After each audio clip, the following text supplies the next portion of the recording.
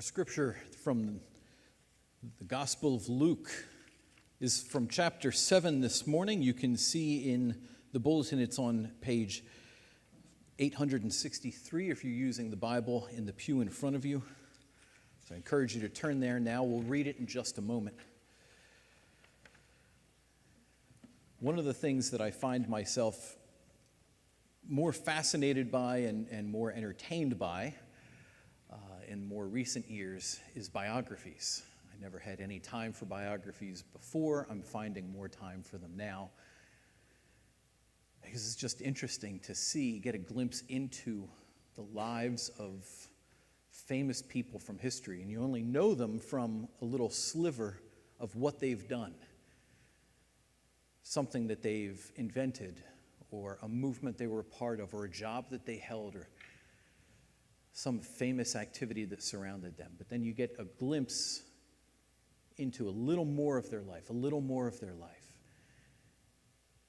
And sometimes those details are even more flattering. Sometimes they're not flattering at all.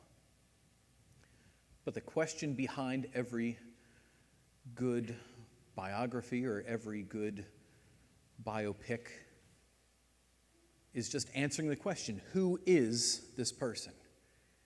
That's a question we've looked at already at least twice as we've gone through the Gospel of Luke, but it's a question that continues to come up because that's the point of Luke's his whole effort in writing this gospel. Who is Jesus? It's answering that question, who is Jesus? And it's a question that he poses scene after scene, chapter after chapter to his readers. Who is Jesus? We'll see in these two little vignettes, these two little interactions, just a few verses each, that Jesus is a rabbi, maybe informally, but he is a teacher. He's one who dispenses wisdom, who people attach themselves to in the desire of learning from him, growing alongside of him, growing more like him. He's a Lord. He's someone that wields authority. Luke calls him the Lord, pointing to his divinity. He is a man that commands the attention of many, but he's also a man who is able to command the power of God. And yet he's also a man under the direction of his Father, to work his Father's will. He's called a prophet. God has visited us. So he's a man who brings healing. He's a man who reverses death. But who is Jesus? Well, look with me as Luke turns once again to this question in Luke chapter 7, verses 1 through 10. I'm just going to read verses 1 through 10, and we're going to look at 11 through 17 as well. So we're not going to spend a great deal of time on either of these, but let's look at this first encounter between Jesus and a centurion. So Luke chapter 7, verse 1. After he had finished all his sayings in the hearing of the people, he entered Capernaum. Now a centurion had a servant who was sick and at the point of death, who was highly valued by him.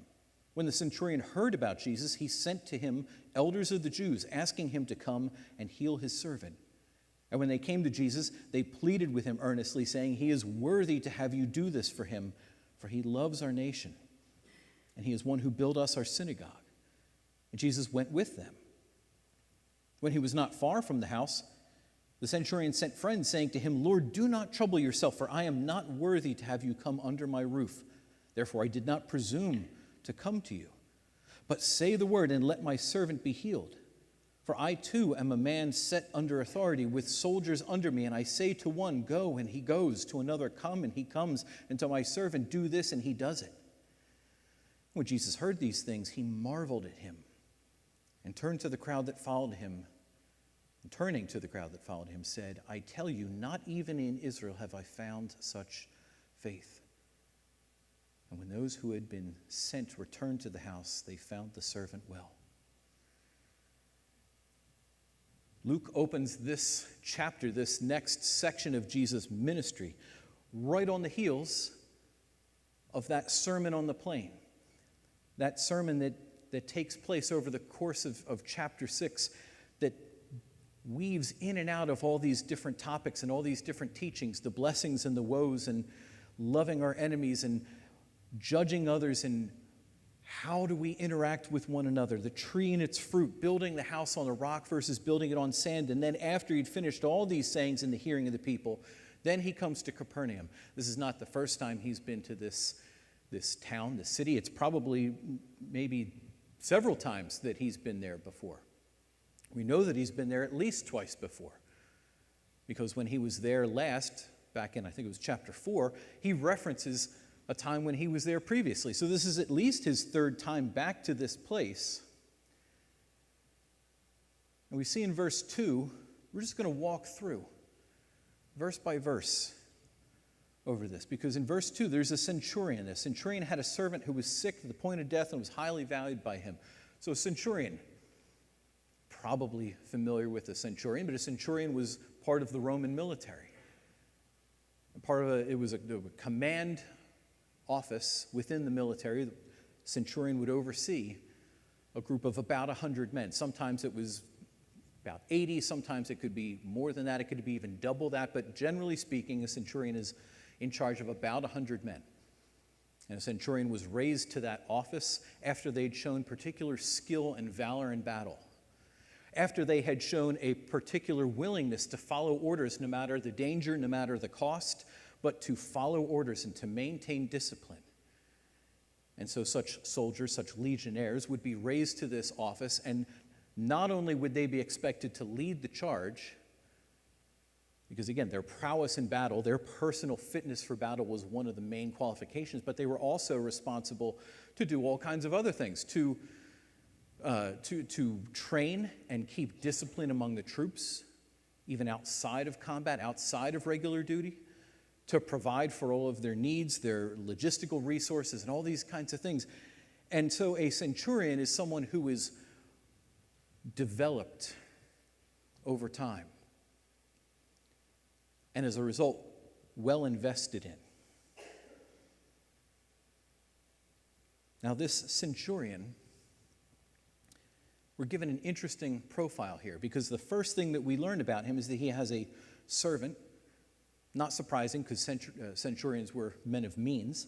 But he has a servant who's highly valued by him. Luke doesn't say why, and the why doesn't really matter too particularly. All we know is that this centurion had a servant whom he cared for. He was very important to the centurion, and the centurion, out of his care and compassion for this sick servant, is seeking a cure, seeking a remedy for him.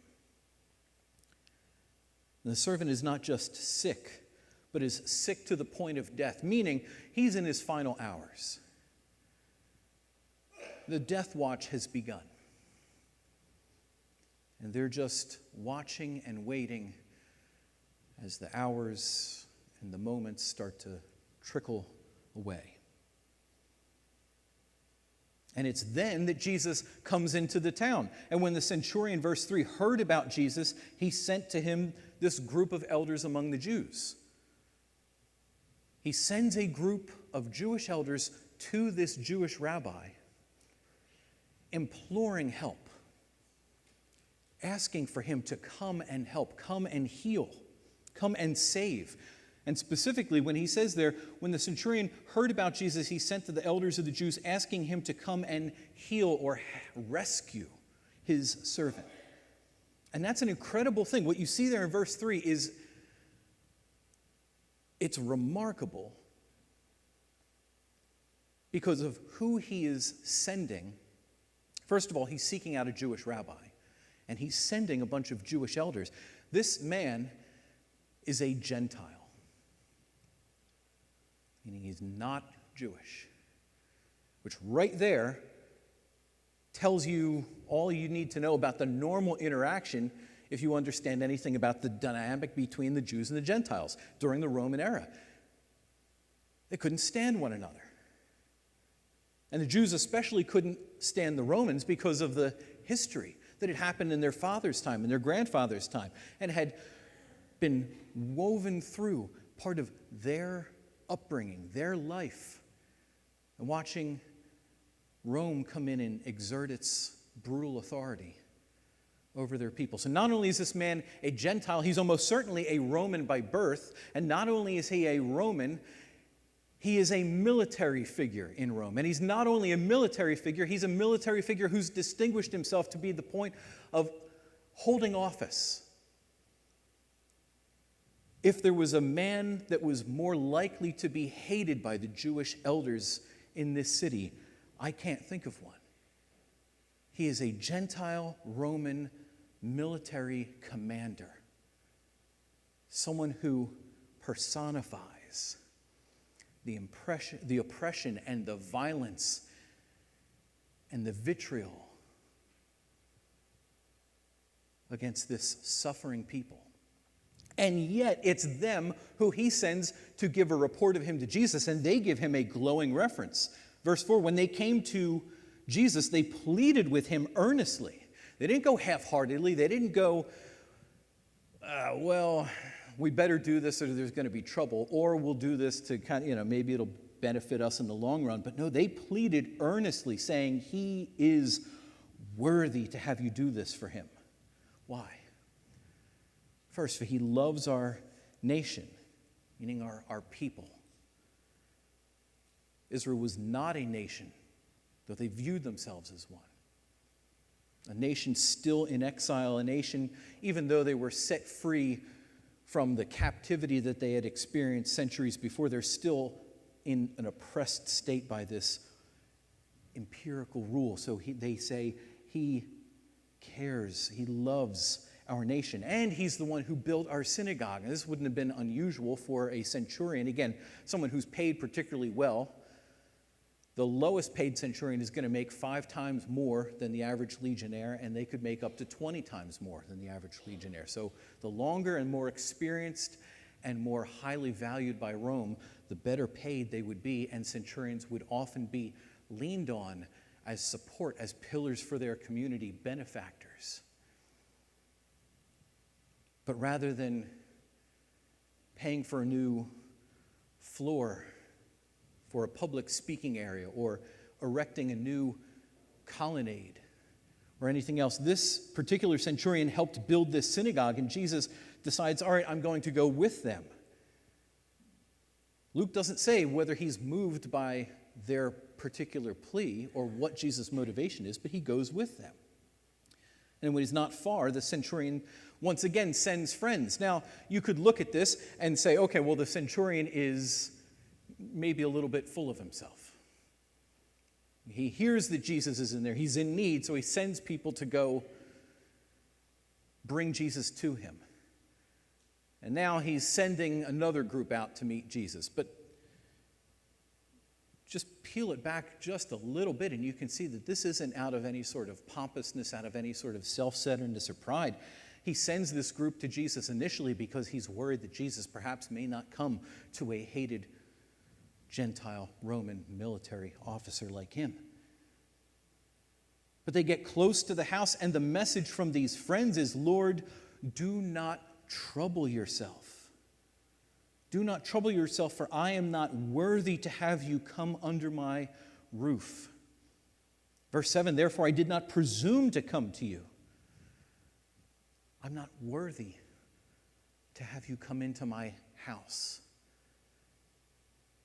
And not only am I not worthy to have you come under my roof, I'm not worthy, I didn't presume to come and address you face to face. This man is powerful. He is a man of means. He's a man of authority. He's a man that commands respect. But he says to Jesus, I didn't presume to come and speak to you. And note the contrast there. He asks this group of Jewish elders to go and represent him to Jesus, and they do so enthusiastically, and they say, this man is worthy to have you do this thing for him, to heal this servant. But what is his take on it? What is his self-assessment? Verse 6. Do not trouble yourself, for I am not worthy to have you come under my roof. This is a mark of humility. A man who sees the reality of his station compared to that of Jesus.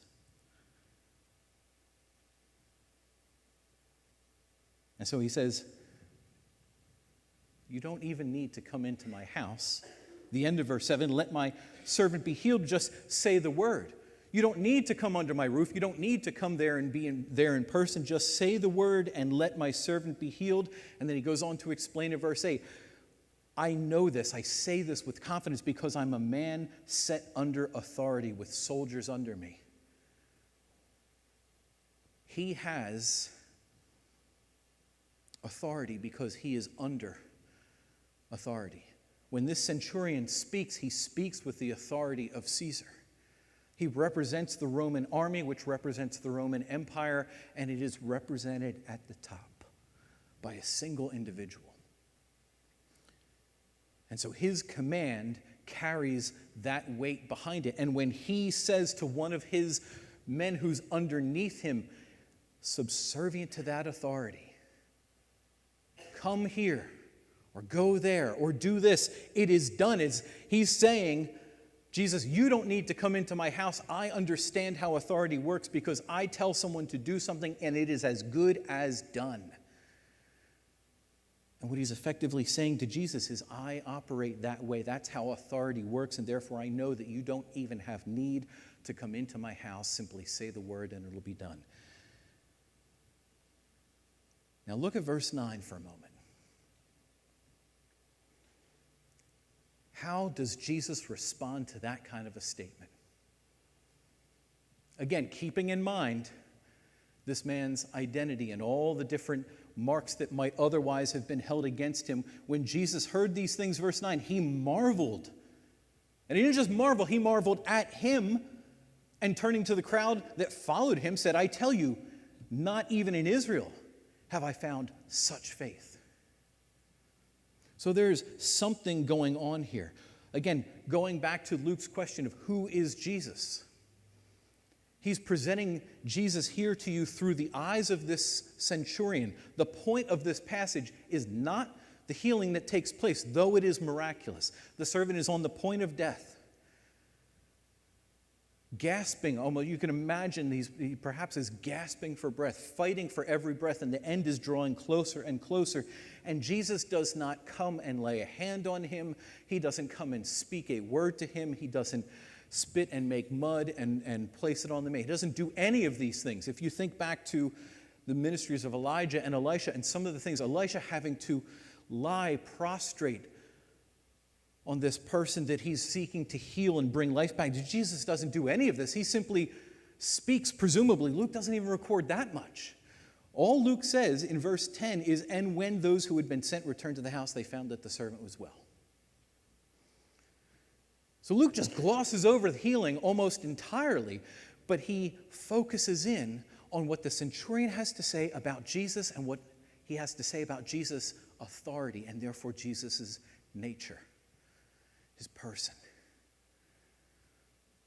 So if Luke is asking his audience, who is Jesus? He is a man who wields authority. He has come to do the will of the Father. He has come to teach what the Father has given him to teach, to do what the Father has given him to do, and he speaks. And man is brought back from the brink of death. And the centurion says, I understand this because I understand how authority works, and then Jesus marvels at him. Because this is one of the last people Jesus would expect in his humanity, one of the last people that Jesus would, probably the last person Jesus would expect to exhibit such faith. And he turns to the crowd that had followed him, which includes all of his disciples and all those whom he just instructed out on the plain, giving that excellent, lengthy, detailed sermon. And all those who had left everything to come follow Jesus. And he says, not even in Israel have I found such faith. Jesus marvels at him. The word marvel is used plenty of times throughout the Gospels. And in all but 2 occasions, it's used of people marveling at Jesus, marveling at his teaching, marveling at the works that he's doing. But the 2 times where Jesus is the one who marvels, one is in his hometown, when he sees the lack of faith, the utter famine of faith in his own hometown. He marvels at their unbelief, but the other is here. He marvels at the presence of faith in this man. This is God extending his grace to one who would be, humanly speaking, so far from him.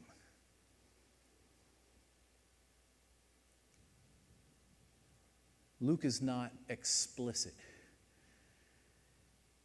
in what has happened in this man's life to bring him to the point that Jesus can make that kind of a declaration. But through his conduct, through his humility towards Jesus, through his understanding. This is not a centurion who's going to be able to give you a deep dive into the nature of the Trinity or into the workings of God or his person and character. He's not a theologian. But his understanding of Jesus' power and his authority, Jesus marvels at the faith that is present. This is the beginning, the first sounding of the gong of that promise. Long generations promised that God will send his servant to the nations, to the nation of Israel, but also to the nations. And we heard it when Jesus was born. We heard it in his childhood. Luke records these things, that there is an expectation for the word of God to go to the Gentiles. And here it is happening in the flesh, that this man has seen something or heard something of Jesus. Perhaps when Jesus was visiting Capernaum one time before, perhaps it's simply him hearing of all the stories that happened in that city or in the surrounding areas, but he has come to understand something somehow of who Jesus is and what he is capable of doing. And this man, while he may not understand many other things, he understands this much, and it is enough to make Jesus marvel. What do you marvel at? What causes you to marvel? I can tell you what causes me to marvel. I marvel at particularly well-written scripts in television and movies, in a really smoothly functioning mechanic in a video game, in the genius that goes into balancing the structural integrity of a Lego build. You know these things. You've heard them plenty of times. There's no secret to the goofy types of things that entertain me and that cause me to marvel. Now, there's other things that, when you use the word marvel, maybe there's other things that I would say I reserve marveling at. But really, when it comes down to it, what do you marvel at? What causes you to stop up short? What causes your jaw to hang open a bit when you see it? Is it the person of Jesus? Is it the authority of Jesus? Is it the work that God does to create faith in the heart of a sinner far from him? Do you marvel at the thought of God bowing himself to earth, lowering himself to take on humanity and die in your place and remove the wrath of God from you? Do you marvel at that? Do you marvel at who Jesus is? This centurion has been thunderstruck by Jesus, and in turn, Jesus sees the unlikely work of God in this man, and he marvels at the man's faith. Again, the point isn't the healing, but the point isn't really even the centurion. The point is, who is Jesus? He is a man who is able to exert this sort of authority and elicit that sort of a response. And then Luke connects. Initially, I was going to do these two separate, 1 through 10 in one sermon, 11 through 17 in another sermon. But look in verse 11 with me. Soon afterward, Luke's connecting something there. Jesus has this Luke spends a lot of time, spills a lot of ink on this Sermon on the Plain. that we looked at in quite a few different sermons. And then he breaks from that, and we have a little bit of an extended narrative. But the first two things that Luke centers on after these pages spent on the sermon is these two healings that Jesus does. And he's trying to draw a contrast. He is drawing a contrast here. After he had finished all these things, sayings in the hearing of the people, 7 verse 1, and then verse 11, soon afterward. Now the city of Capernaum and the little town of Nain are maybe about a day's journey apart. And he probably spent a little bit of time in Capernaum. So this isn't like he went right from one place and then down the road an hour to the next place. But Luke says soon afterward. Anything else that happens in between these two episodes, he glosses over them in order to draw a comparison or a contrast between these two things, to put them up side by side. Because he goes into this little town, Nain, very tiny, estimated at the time of Jesus' ministry, maybe about 200 or so people. Small. Everybody knows everybody.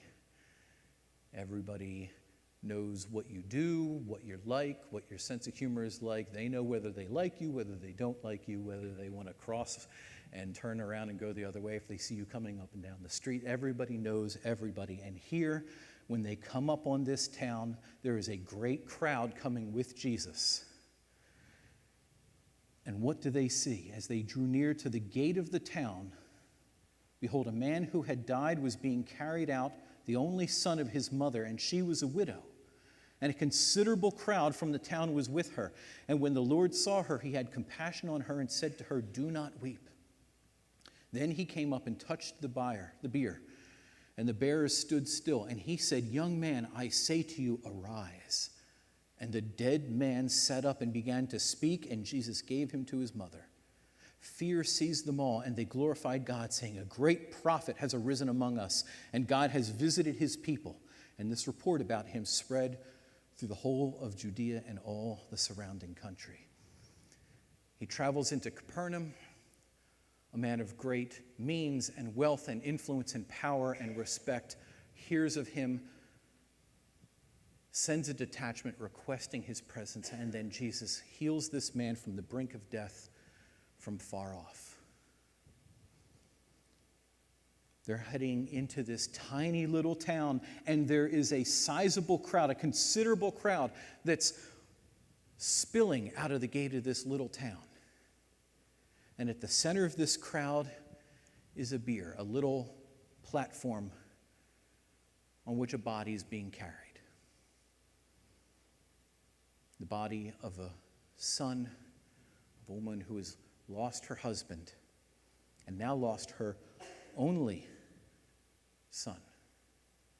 She is destitute. Think of Naomi when we went through the story of Ruth not too long ago.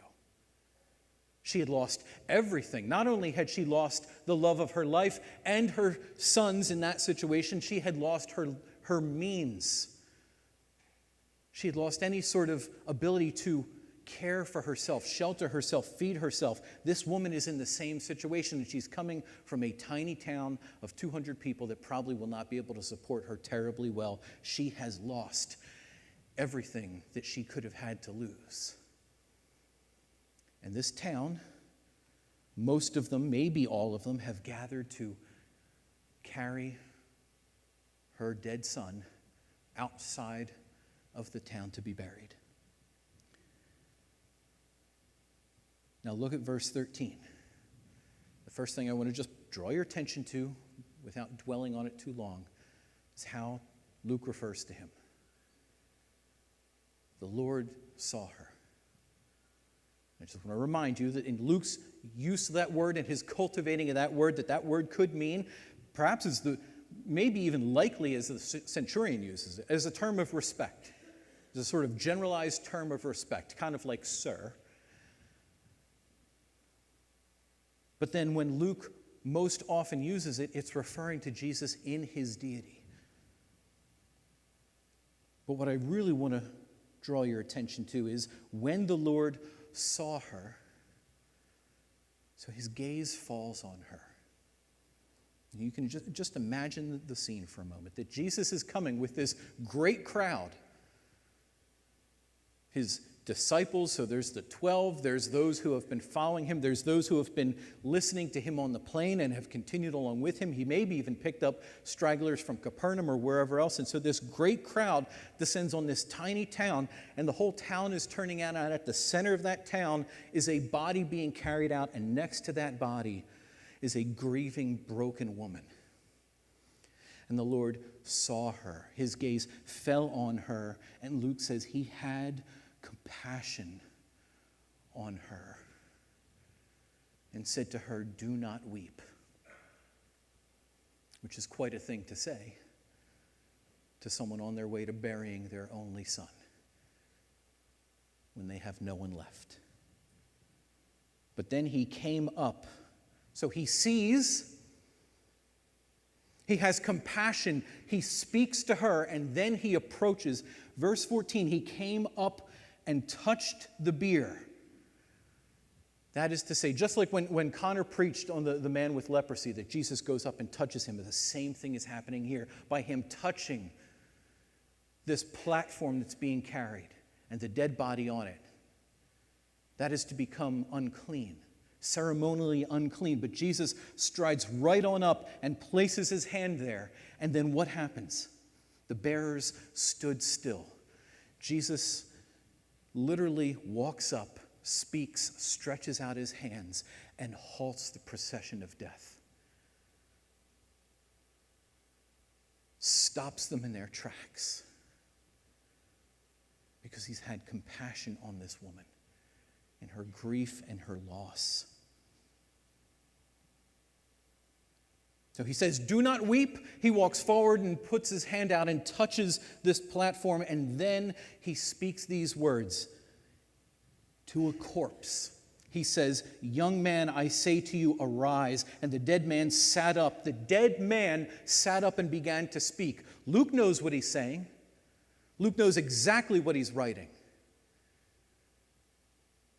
Now, Jesus has done a number of miracles to this point in his ministry.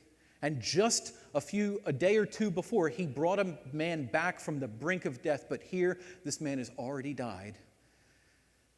And this is one of 3 times that Jesus reverses physical death. He stops them in their tracks, and then he speaks to this corpse, much like he does to Lazarus, speaks to this corpse, "Young man, I say to you," with a command, "Arise." And the dead sits up and then begins to speak. What does he say? It doesn't matter. It doesn't matter. Because again, what he says doesn't matter. What matters is what he is. He was dead, and now he's suddenly not dead. That's a pretty good trick, Jesus. How did you do it?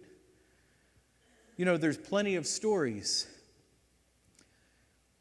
in antiquity of people who were assumed to be dead and then them coming alive. But those stories are so often accompanied by circumstances where even the medical doctors presiding over them aren't confident that they're dead. But this man is being carried out to be buried. And there's other stories where it's a question of, well, did they actually come back to death? But Jesus says this is a memorable moment that the man sits up.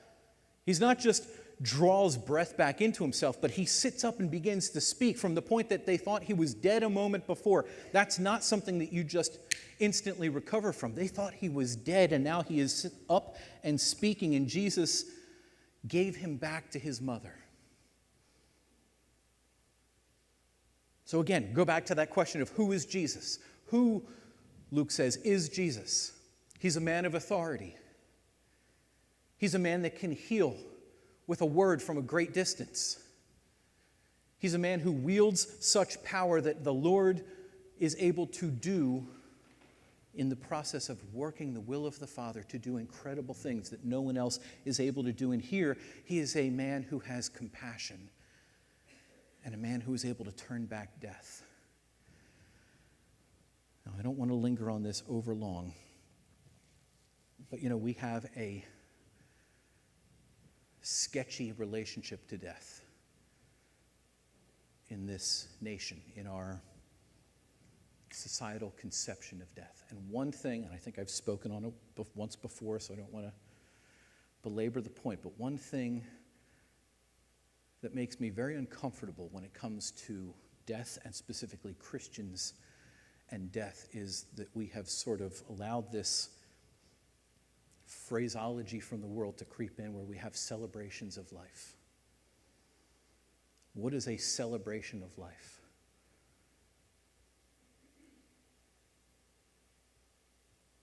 It's how we respond to death when we want to avoid it. Now, I'm not saying that we have to be all somber and all morose and all broken. But to cover it over and to have a celebration of life where the focus is on all of the joy, where we kind of paper over the suffering and the sobbing, oh, have your tears over here. That's how the world tries to process grief. And Paul says we do not grieve as those without hope. We grieve as those with hope. So how do you think of death? How do you process death? You may be watching the approaching death of a loved one. You may have recently passed the anniversary of a death of a loved one. You may be struggling with the unstoppableness, the inevitable march of death. Maybe even the inevitable approach of your death. Because there is one thing that unites us all in that sense, that we all will see death. Should Christ not come before that day, you will die. And that's one of the things that connects every single person. What's remarkable about both of these texts is that Jesus halts death in one case and reverses it in another. But then what happens later? What happens to the servant? What happens to the young man who sits up and speaks?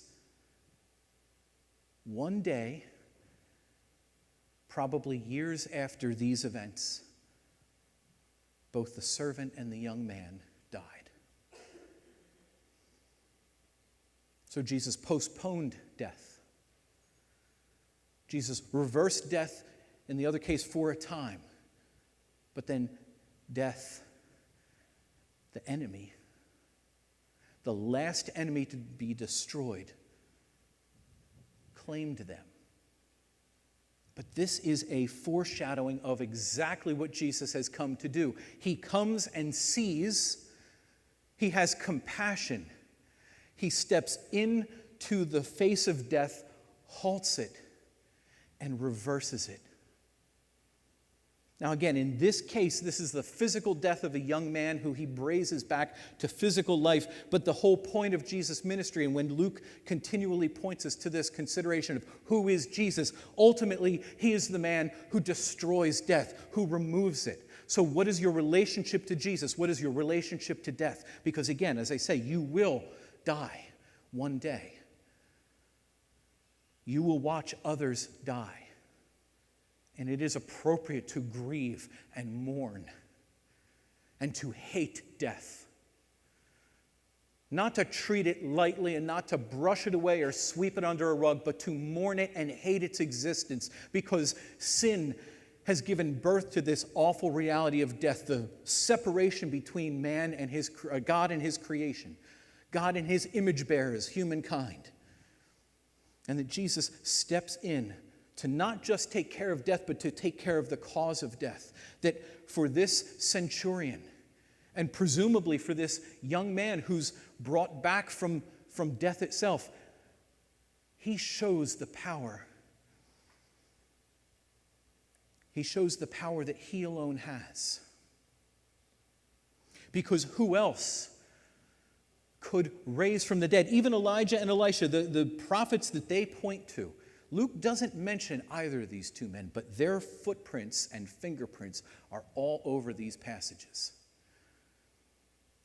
And when the people cry out, "A great prophet has arisen among us," there's no question that's who they're thinking of.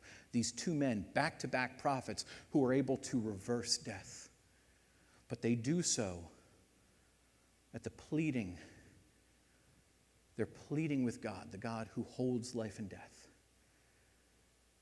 And so the question before you again this morning, at what do you marvel? How do you think of death? Do you think of death? And do you see with the eyes of faith the God who stepped out of unimaginable perfection and holiness into a world of darkness and pain and discomfort, all to stand in the place of unworthy sinners? He has authority. He has unmatched authority.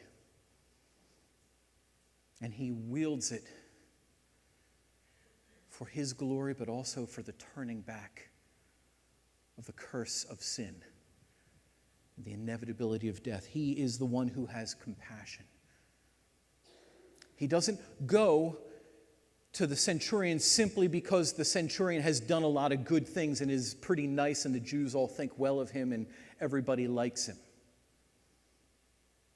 He goes because he is fulfilling the mission that the Father sent him to fulfill. And the centurion sees him and recognizes him for who he is. All who see what he did with that young man on that plank, they see the power of God working. A prophet has arisen among us. God has visited his people. There is no one that is beyond the power of Jesus to save. He is authoritative. He is compassionate. He is healing. And he is the one who stands in front of death, commands it to stop, and brings it to an end. The question is, do you understand your need? Do you understand the depth of your sin that separates you from this holy God? Do you realize that there is no one else, never could be and never will be anyone else, who is able to stand in the gap between you and judgment because of your own sin? And do you flee to that one man, Jesus Christ, for freedom and life, the removal of sin, the removal of death? That call there is the responsibility, the human responsibility. There is God and his sovereignty and his calling, and then there is the response. And both in this case and in Lazarus, Jesus speaks to a corpse and says, I say to you, get up. I say to you, Lazarus, come out. God creates life out of death, delivers us from the domain of darkness into the kingdom of his beloved Son. This is what Christ has come to do. So again, who is Jesus? He is compassionate in his use of authority, and he works to save all those who come to him through faith. Marvel, Christian, in that. Lord, would you remind us day by day, as we face the challenges of the day, as we face even the horrors of death, as we face the death of loved ones, as we consider our own mortality, as we mourn the passing of others, whether weeks or months or years or decades past, Lord, would you remind us again and again of your great mercy. Remind us again and again of your unstoppable ability to stand in the gap and to be the friend of sinners. Lord, renew us each day to be able to look at our own sin, at your righteousness, and to be able to marvel and say, hallelujah, what a Savior. Lord, would you give us such humility and such grace this week, we pray. In Christ's name, amen.